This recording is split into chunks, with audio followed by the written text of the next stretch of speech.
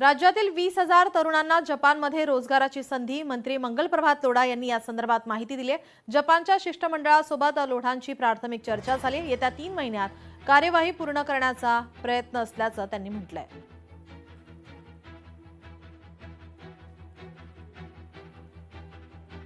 मंत्री मंगलप्रभात लोढा यांनी या संदर्भात माहिती दिलेली आहे।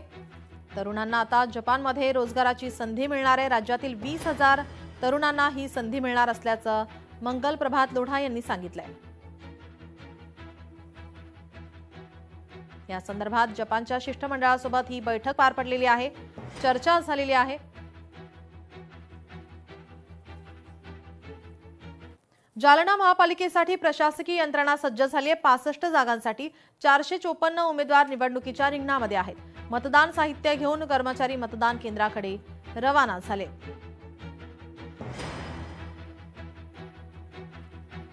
महापालिका निवडणुकीसाठी आता पोलीस यंत्रणा सज्ज झालेली आहे। प्रशासकीय यंत्रणा सज्ज झालेली पाहायला मिळते।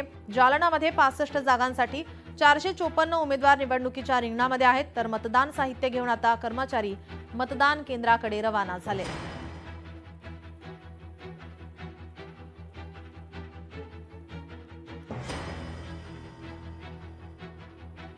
उद्या मतदान हे पार पडणार आहे आणि त्याच पार्श्वभूमीवर प्रशासकीय यंत्रणा पोलीस यंत्रणा आता सज्ज झालेली आहे।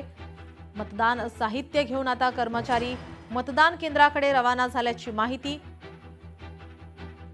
मतदान प्रक्रिया ही सुरळीत पार पडावी यासाठी सर्वतोपरी प्रयत्न केले जात आहेत।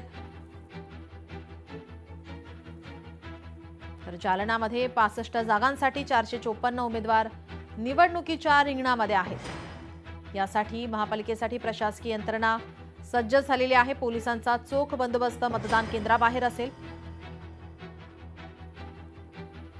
ठाकरेंच्या शिवसेनेची निवडणूक आयोगाकडे आता तक्रार करण्यात आलेली आहे। भाजपाने आचारसंहितेचा भंग केल्याचा आरोप आहे। मतदारांना आकर्षित करण्यासाठी खोटा डिजिटल प्रचार केल्याचा दावा।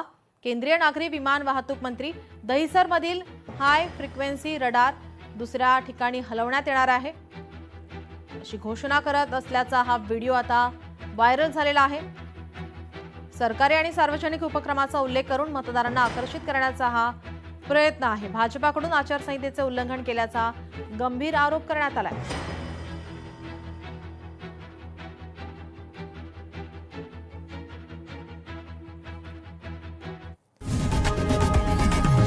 लोकशाही मराठी ऐका, पहा, जागरूक रहा।